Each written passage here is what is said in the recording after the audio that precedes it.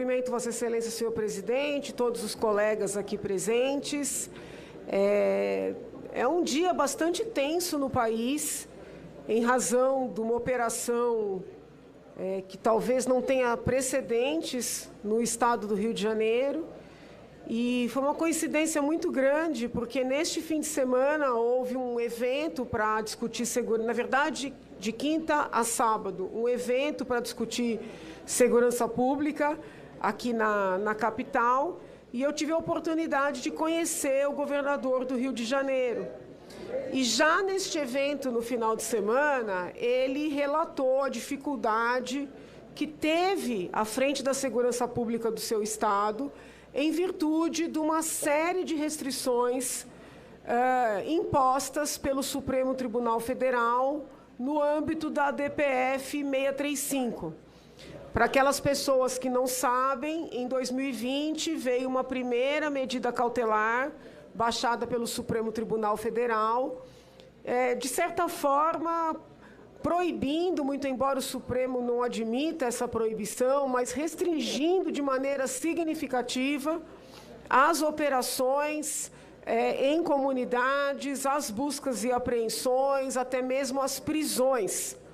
O objetivo, a princípio, do Supremo Tribunal Federal seria evitar vítimas, vamos dizer assim, diretas, mas vítimas daqueles embates, ou seja, famílias que ali residem, crianças que estão tentando estudar, pessoas que estão internadas em equipamentos de saúde, porque, infelizmente, toda vez que tem algum tipo de operação, acaba acontecendo uma troca de tiros e pessoas. Eu não gosto muito de utilizar a palavra inocentes, porque parece, né, que aqueles que estão diretamente envolvidos seriam merecedores de serem alcançados, e não é isso.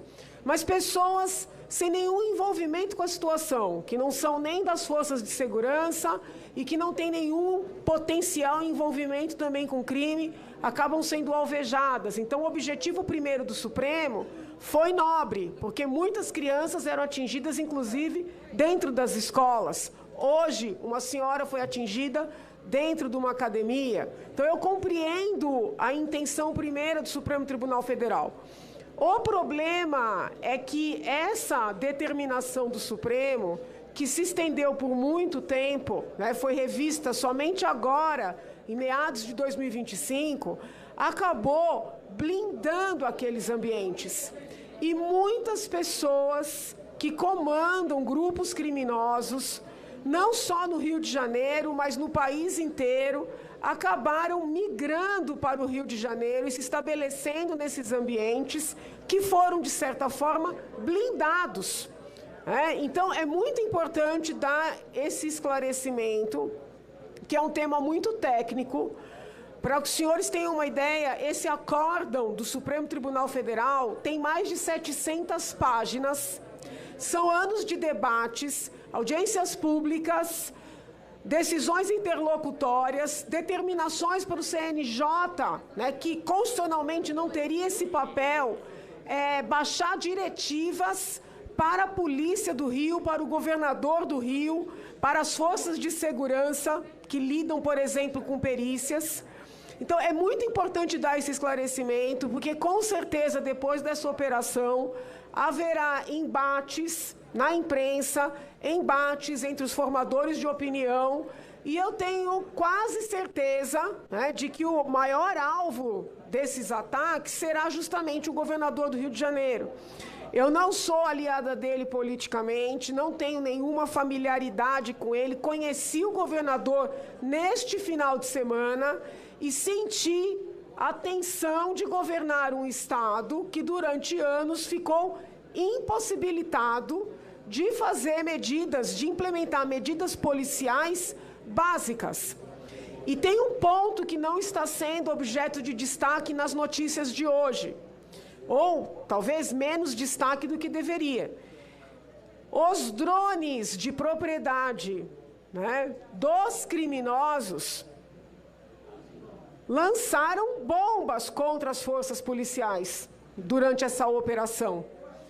Eu visitei o Copom tem coisa de um mês mais ou menos, e também estandes de drones das nossas polícias aqui, e salvo o melhor juízo, eu perguntei claramente, a resposta foi nesse sentido, de que as forças de segurança de São Paulo não têm drones que atiram projéteis, que atiram bombas, não tem.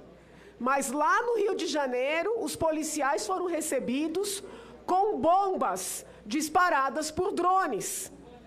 Então, é muito importante falar com todas as letras o que é que se está enfrentando.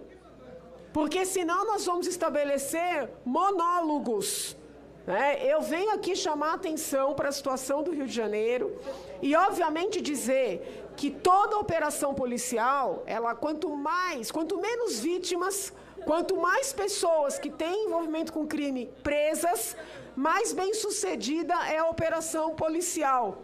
Mas nós não podemos negar a situação delicada que o país está vivendo.